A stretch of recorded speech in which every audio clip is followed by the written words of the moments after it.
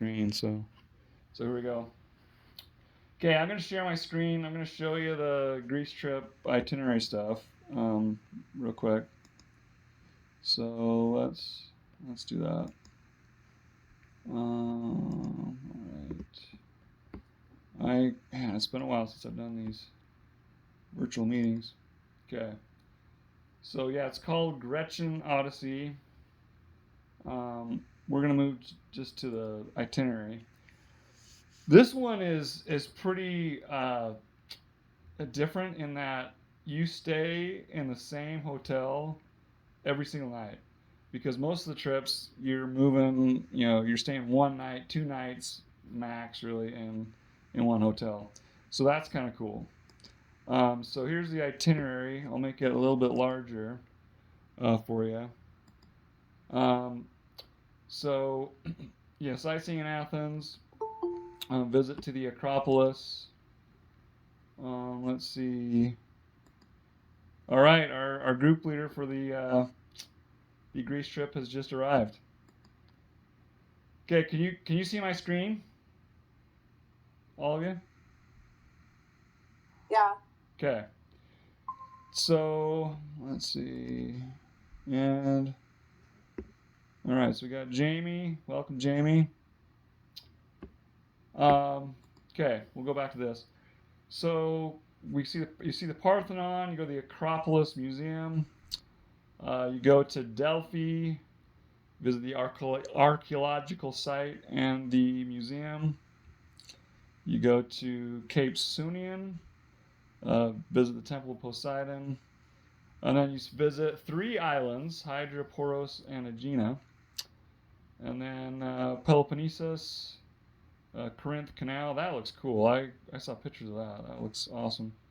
So ancient Corinth, archaeological site of Mycenae, guided tour of the theater of Epidaurus, sanctuary of Asclepios. I don't know Greek, so. And so Zafiro experience, interactive Greek dancing dinner show. That sounds pretty cool. And then here's some pictures. So yeah, you're staying all 7 nights in Athens, which is pretty atypical for these kind of trips. And here's some pictures. Actually, let me make that smaller so you can see it better. So there's the Acropolis, top of the Parthenon, Acropolis Museum, archaeological site of Delphi, Delphi's museum, interactive Greek experience. So yeah, what's included in the price? You probably read this, Mrs. Davison, but so all breakfasts, a lot of dinners, accommodations, obviously round trip airfare, and then transportation on the tour. The bus rides are fabulous. The bus is really nice. And to always have that dedicated transportation is one of the beauties of a group tour. Another beauty of a group tour is you've always got a full-time tour director, and then you've got local guides as well. You've got a travel company behind you that's going to help you out if anything bad happens. And we've seen that. We saw in Spain somebody lost their luggage, and thankfully they were able to get it back. I think 2 days later, but they were wearing the same thing for a while. My wife, on her tour to England and Ireland, and during spring break, they were delayed a day, and the tour company reimbursed them for the what they would have paid in for that first day, and then also the airline ponied up to put them in a hotel for free, and also gave them a voucher or miles if they wanted it. So anyway, so having a tour company behind you helps out a lot. Let's see. So you are responsible for passport and visa fees. You don't need a visa. You just need a passport since we're there for less than 90 days. If you check a bag, you pay for that. And then also, if you go to something extra that's not included in tour price, you go on some extra tour that's not included. And then lunches usually are not included, and you buy those on your own. And obviously, souvenirs and gifts you buy on your own. So this is the current program cost. There's a $150 enrollment discount until May 15th. So it's just under $4,000. If you were signed up today, it's $400 a month, but you're already signed up, so we're preaching to the choir. You're already enrolled. Let's see. Did you already enroll in Easy Pay? Probably. Okay, I'm gonna get back my screen here. All right. Okay. So anyway,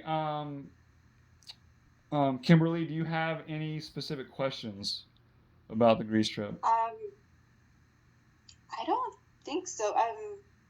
When I did pay for it, it said it did include all those things, but you did say in an email something about possibly booking your own flight to save money. Or Okay, yeah, that was just for the adult Italy trip. These student trips do not allow you to do that. The airfare are already included, but that's why I've been pushing. That's the main reason been pushing the credit card miles and points, to be able to save you some money on that Italy trip if you go, because the tour company on that Italy trip is charging you $1,500 for a flight, and just if you paid cash, you could get a cheaper flight than that. If you plan it far in advance, you can get a flight for $1,000, $1,200, hopefully less if you get lucky. But then obviously, if you're using credit card miles and points, you can get it for really cheap. You're just paying for taxes and fees. So yeah, the Greece trip, if you paid your tour price, the flight is included. So. Okay. That help? Yep. Okay. All right. And then, any other questions, Kimberly? Not that I can think of right now. Okay. How long? I do have one actually. How long does it take to get a passport? I know it can take some time. Yeah, if you're far out. I mean, you're what? Right. 10 months away, so you should be good. You shouldn't have to get an expedited passport, which you pay an extra fee for. I can't remember what the fee is, but if you go soon to the county clerk, you should be able to just walk right in. But you will want to go to the State Department website to get the passport application, and it'll save you time if you already have that passport application filled out. And I believe the fee for minors is $30 to the county, and I think $80 to the Department of State. And then be advised, they do not take a card, so you will have to write a check to the Department of State. I believe the county clerk will take a card, but you don't quote me on that price there. You do your research and see. I can't remember the exact. I think it's $80. It might be more, but just make sure you have a check made out to the Department of State to pay for the passport fee. That makes sense? Yeah, I'll have to get a check someday. And yeah, the county clerk is the best place to go. You can get it through the post office as well, but the post office, you have to have an appointment beforehand. And so it's not just a walk-in basis like the county clerk's office. Okay. So great. Hopefully that helps. But yeah, I would jump on that soon, so you don't have to feel like you need to pay the expedited fee. Just to give you an example, we got my two daughters' passports. We put their applications in end of July, and then we had their passports by the first week of September. So that's pretty standard time, 4 to 5 weeks, if I remember right. Okay, plenty of time. Yeah. So we'll get on that. Yeah, that would be good. And then minors' passports are good for 5 years. Adult passports are good for 10 years. So, just so you know. Okay. So, Jamie, you have anything you want to add or any questions? No, other than, I'm excited to go, and you already covered the itinerary, so there's not much left for me to say other than get the word out and Yeah. get some more people to come with us. But I'm just excited to go and to hang out with everybody. Yeah, it's a fun time. I've done 2 of them already, and it's wonderful experience. It's very memorable. We got rave reviews for each well, all 3 of the trips. I didn't go on the 3rd trip, but from what my wife said, a good time was had by all. So it's just nice to go on these group tours to really meet people that are in your own town that you don't even know before. Because I mean, we made friends with people that we might not have even met otherwise. So that's the beauty of it as well. Is you bond with these people over this shared experience, and it's fun. It's really fun. So I do want to add. So Ruben brings up a great point. I sent my son with Ruben to Spain, and we don't have to limit it to a certain geographic area. No, it's open to anybody, and that is the beauty of it. If you go and your friend wants to go and they're in a completely different location, they can still be included. And so this is not exclusive, it's inclusive of anybody who wants to go. Yeah, exactly. And there are, I mean, if your friend from Salt Lake wants to go, they can go. They obviously fly out of Salt Lake, but they can meet you and they can arrange for that. It's happened before. So yes, Jamie is right on. It's not, you don't have to live in southern Utah to do this trip. And then actually we had on the Italy tour, we had a guy, a grandpa from the Salt Lake area, who came down and was with his grandson on the trip. I mean, he flied out with us in Vegas, but so he came down. But it was awesome. So. All right, wait. Welcome, Corey. I see you just got here. Excellent. Okay, so that covers the Greece trip. Any other things about the Greece trip? I'm good. Okay, all right. Anybody interested in the Italy or Costa Rica trips? Because if so, we'll cover those real quick. But if not, I can go into my travel hacking spiel. Corey, were you interested in the Italy trip?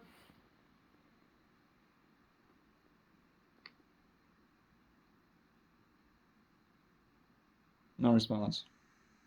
Okay. Wait, Sheila said you had your hand raised? Yeah, I'm interested in the Costa Rica trip. Costa Rica trip. Okay. All right, let's talk Costa Rica trip real quick then. Oh wait, hold on. I gotta share my screen first. Let's see. I just share my entire screen. It's the easiest. So Costa Rica Sorry, trip. I think I left. Oh, is that Corey? Yeah, sorry. I was trying to turn my microphone on. Oh, okay. It kicked me out. Okay. But go on into your travel hack, because I know I can message you if no one else is interested in the Italy. No. Oh yeah. True. So let me go Costa Rica, and then I'll do travel hacking, and then if we have time, we'll talk Italy real quick at the end. Does that work? Okay, that sounds great. So I forgot to mention this before. The previous tours have been with a company called EF, but doing some research and talking to fellow teachers who have done these tours before, I decided to switch to passports. Uh, 3 major reasons. With passports, from their itineraries, it looks like you get more bang for the buck. For instance, with the Greece trip, the EF itinerary was showing that some of the activities that were built in with the passport's itinerary were extras that you had to pay extra for. And then another reason is the hotels are a little nicer, and they're more centrally located, because sometimes with the last tour company, for instance, when we visited Florence, we were staying an hour away from Florence in a town an hour away, which was kind of weird, which was a little bit annoying. But most of these are right in the city centers, right where the action is, which is nice. And then they're a little nicer. The hotels are a little nicer. And also, and this is I think one of the main reasons I want to go with this company, is the other tour company the adult price was $500 to $600 more than the student price, and with this company, the adult and student prices are the exact same. So I really like that aspect as well. So those three things is what made me want to try this other company. Plus, their customer service has just been amazing, and I've heard from other teachers who have used them that their customer service experience was good too. So this is the itinerary for the Costa Rica trip. Arrival in San Jose, day one. The Reno volcano area, and the orphanage community service. I think that's still there in the itinerary. Reno volcano area, the third day. We skipped something. Okay, day 4, Reno volcano area to the cloud forest. Guided kayaking tour, which is kind of cool. I like this Costa Rica trip because it's kind of experience based. It's not as much sightseeing per se, but more experiences. So reforestation program is zip line, which is going to be awesome. See, with the other tour company, the zip line was an add-on, and this one it is included in the price. So like I said, more bang for the buck. Crocodile viewing at a biological reserve. That sounds awesome. And then going to a park, Manuel Antonio Park. So just a couple pictures here. Let's see. So San Jose, night 1. So yeah, hotels, near the center of the city, which is awesome, which the other tour company didn't have. The Reno volcano area, the cloud forest, sample hotels, and I'll send you guys this presentation as well so you can see it. Orphanage community service. They used to have a homestay in this, but they couldn't do it anymore because of insurance reasons, which would have been cool, but some people would have been not as excited about that. So guided kayaking tour, Lake Arenal. My Spanish isn't very good. Reforestation program, so kind of activity based. Zip line, which I think is going to be popular. Crocodile viewing. Biological reserve. And a national park with monkeys. So that's kind of cool. And so same thing as I said with the Greece trip. Transportation, accommodations, 2 meals a day usually are included. Dedicated bus driver, dedicated tour director. So that was awesome. And then obviously your passport and visa, excess baggage fees, unscheduled activity or meals, usually the lunches, and then souvenirs and gifts. So this is the current price. $31.89. So it's about $1,000 cheaper than the Greece trip, so a little more affordable. So if you were to sign up today, per person, it would be $133 per month, which is awesome. And that's actually another reason that I like this trip, is it was a little bit more affordable than the rest. And I'll send you the links to how to enroll. Pretty easy. I would definitely get into Easy Pay because it just takes it out of your checking account or your card each month. And so that is and including the price is the tour companies behind you, and they will pay for this stuff. You can pay a little bit more for the Peace of Mind plan. That's just if you cancel for any reason, just even a few days before, you'll get your money back. Another reason I like this tour company is, and we got to talk cancellation policy. That's just a part of the reality. The cancellation policy with this tour company is 75% of what you put in, even up to 30 days before your tour, which is awesome. That was a lot better than the other company, because the other company you could do pretty well 110 days before, but if you were past 110 days, it was dicey. So I like this about this tour company as well. So anyway, let's get back to the view. Okay, so any questions about Costa Rica for anybody? Do you have an understanding of the physicality of the trip? Maybe not to the best. Just any trip there's going to be a lot of walking, but this one, includes the. I think honestly, the one that you need to be the best in shape for, from what I hear, is the zip line. I mean, kayaking, yeah, that's using your arms and stuff, but I mean, I think if you're in reasonably good shape, you're gonna be just fine. Because on the zip line, you have to climb really high. Yeah. And a lot of obstacles, and others you're just climbing up once. But others have you go from zip line to zip line to zip line, and they have you climbing a lot. So I wasn't sure if you knew, but you may not even know that. No, I don't know the degree to which that's something I need to check on. So thank you, Corey. I will check on that. So that's a good question. But I mean, kayaking, I mean, that's not too bad. Just using your arms mostly. And then I honestly don't know how much walking the Costa Rica tour will do. In the European trips we've done, I mean, we've easily put in 18,000 to 24,000 steps a day.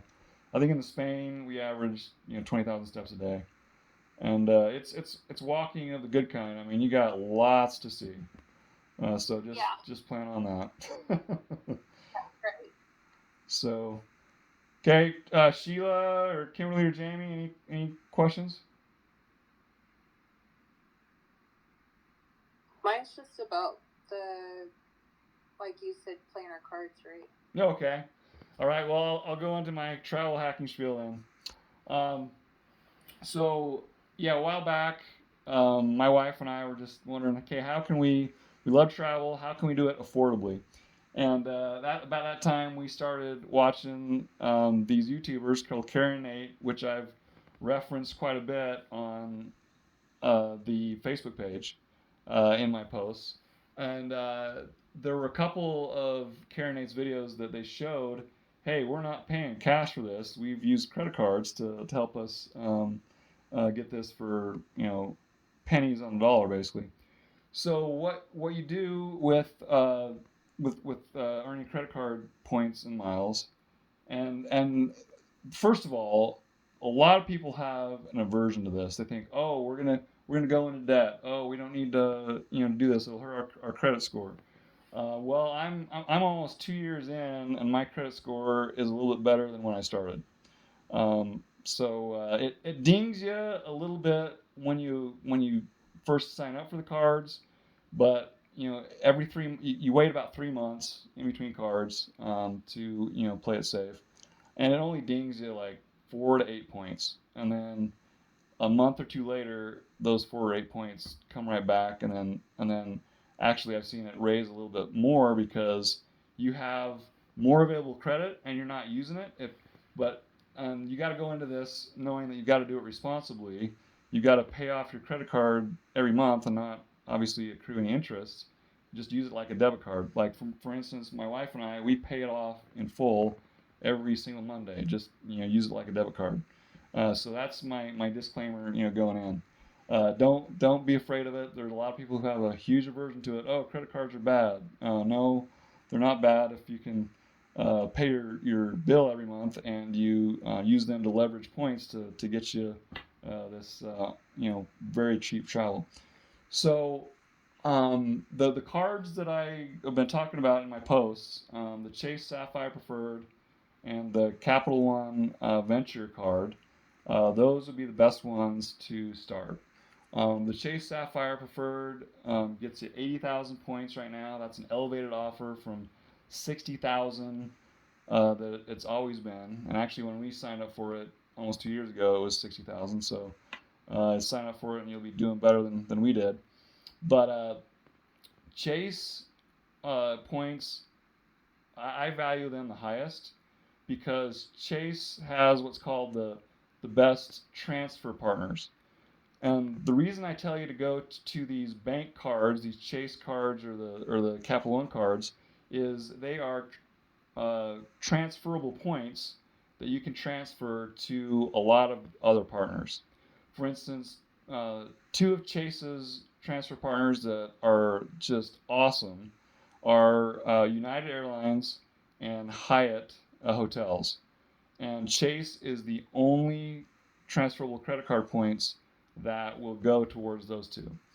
But the other three transferable points cards, American Express, Capital One, and Citi, CITI, they have good transfer partners as well. But just the Hyatt hotels, best value for any hotel partners, and then United, honestly, from what I've seen, best value for airline partners. Flying Blue is another airline partner, and it is Air France and KLM. And basically, Air France and KLM are the equivalent to the European Delta. I've flown them both, and I feel like I'm on a Delta flight, and Delta is the end-all be-all of airlines, so that's another good transfer partner. And thankfully, Flying Blue is partners with all four of those transferable bank credit cards. And so, sure, the easiest way to build up these points is through those initial sign-up bonuses. And then also, obviously, you're going to be earning those points and miles through your everyday spending. And some of those cards have categories that have a higher return on points than other categories. For instance, the Chase Sapphire Preferred has 3 times the points on dining. It has 2 times the points on any travel. And then all the cards are going to give you the most points if you book travel through their respective travel portals. Like most of them, they will give you 5 times the points if you actually book travel using your card in those travel portals. Capital One Venture is a little different because it's just a straight 2 times the points per transaction. So, and then when you're done, this is the strategy you got to use when you're done with a sign-up bonus and you're kind of still in that window that you need to wait to sign up for another card, is you play the categories. So, for instance, I've got an American Express Gold card too. American Express Gold card is awesome for dining and grocery stores that aren't Walmart or Target. So you can earn 4 times your points for dining experience for restaurants, and then 4 times your points for going to Lynn's or going to Harmon's. So if I'm going to those grocery stores or I'm eating out, I'm going to use the American Express card because it gets me 4 times the points. But if I'm just doing my regular shopping at Walmart, okay, I would use the Capital One Venture because I'll get 2 times the points, whereas if I use any other card, I just get 1 times. Does that make sense? Yeah, that makes sense. So, for instance, to really use these cards effectively, you got to have a plan in mind of, hey, I want to do this vacation, and then do your initial research to see, which card is going to set you up the best with the best travel partners or whatever to get you to that point. And that's honestly the main thing. So just to give you an indication, right now, say you want to go to Hawaii. Okay, a round trip ticket to Hawaii is about 40,000 points right now for one person, which sounds like a lot, but actually that's really good. Okay, say you want to go to Australia, a round trip ticket to Australia is 80,000 points each. So just to give you an indication, round trip to Europe right now, you're probably looking at 40,000 as well. It's almost the same as Hawaii, honestly, from my research. So my strategy is going towards airlines mainly because you get more value with the airline partners, and usually your airfare is your greatest expense anyway. So if you can knock out almost all of that airfare expense, you're doing awesome. And then hotels, sometimes you can't get that much value out of going to hotel partners, and the amount of choices isn't very good. And so to me, I'm okay booking a hotel through just the Chase or Capital One Venture travel portal. The one hotel chain that you're going to get awesome value, like I said before, is Hyatt. I mean, you can get all-inclusive resort for 25,000, 30,000 points a night, which is really good. Just a run-of-the-mill, no frills hotel. You're looking at 7,000 to 15,000 a night, just to give you an indication, points wise, of what that looks like. So that's really it. That's really it. Is just choosing the card that you think is right for you, meeting that spending requirement. Oh yeah, spending requirements. I didn't mention that. With the Chase Sapphire Preferred and the Capital One Venture, spending requirement right now is $4,000 in 3 months. Which, when most people look at their their monthly expenses, that's really easy. There are some cards that are going to be more than that. There are some cards that are going to be less than that. For instance, I have this Chase Inc. business card, which was like $6,000 in 3 months, and that actually went faster than I thought it would. So after you meet those spending requirements for within that 3-month period, you've got your points. Some cards just give you the points each statement period. Most of them do. But Capital One, that's another thing that's awesome about Capital One, is that purchase posts, and you got your points for that purchase right away, which is nice about Capital One. Another thing that's nice about Capital One that I really love is, say you want to go to use an Airbnb, or you want to book some sort of travel that you can't get through any portal. Capital One has a program where it has a travel eraser that if you have an expense that is in the travel category, and you want to just erase it through points, you can do it. And just caveat here is that is maybe not the most. Maybe that's the way you can't get the most value out of your points, but still, it is awesome. My wife and I booked some Airbnbs. We were looking at hotel choices, and there was nothing. So we were like, let's go the Airbnb route. We found some awesome Airbnbs, and we were able to erase that expense through the Capital One travel eraser. So that's one thing that makes Capital One stand out in my mind, because none of the other ones, none of the other banks that have the transferable points have that kind of a program. So let's open it up for questions. Any questions about anything? Can you talk about getting a card, but then your spouse getting a card? I think you had a tip about that. Oh yeah. Yeah, and that's actually how you build up your points a lot faster, is player 2 mode. So for instance, say Corey, you got the Chase Sapphire Preferred. Okay, you worked hard, you met the spending requirement, say in a month. Okay, then you would refer your husband, okay, to the card, and with that referral, you would get 15,000 extra points. And any referral that you get through your referral link, you will get 50,000 points up to 75,000 points. 15,000 points, sorry. 15,000 for each referral. So that's the way to go. And you can do the same thing with Capital One. Say one spouse gets the Capital One Venture card, meets the spending requirement, then hey, refer your other spouse. And with Capital One, I believe it's 20,000 points to get for each referral. So that helps a lot too. So you get 5 referrals, and that's as much as a sign-up bonus for Chase. And then I think Capital One has a limit of 50 or 60,000 points. So I think you only get 3 per year with Capital One. But anyway, it adds up. So okay, thank you. So yeah, and another thing on the player 2 mode is, another reason I really like Chase and Capital One is they allow you to pool your points between spouses. For instance, when we were booking some airfare a while back, I transferred all my wife's points, Chase points, to my Chase account, so we'd have them all in one place. And then Capital One lets you do the same thing.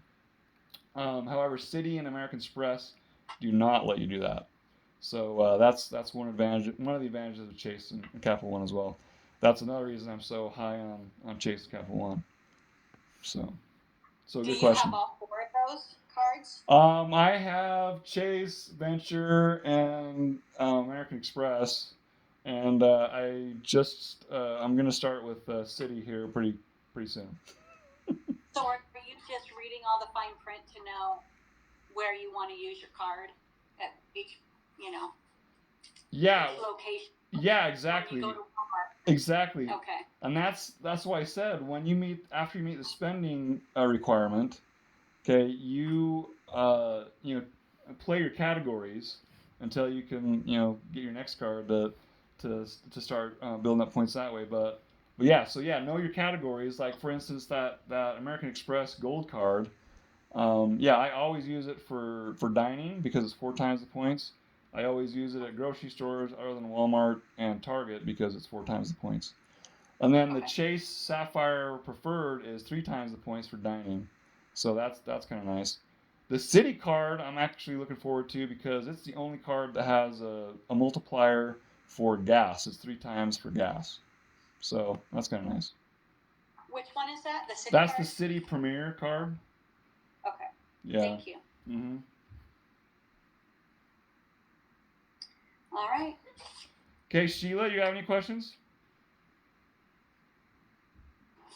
I think my only question is, because we have several credit cards, but they all have like a 0 balance.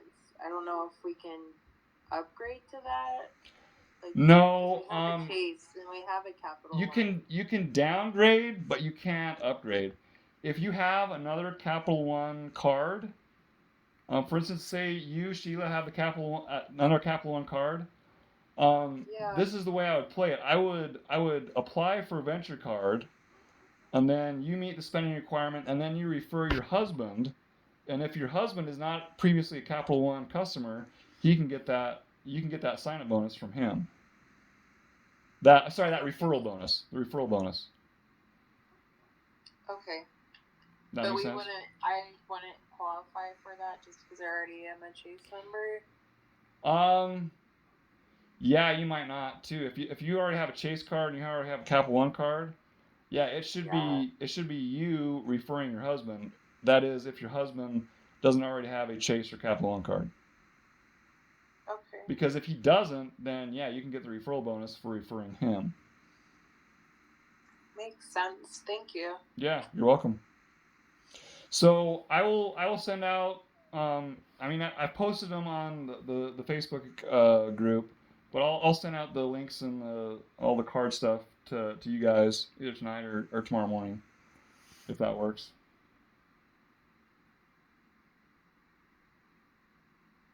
Does that sound good?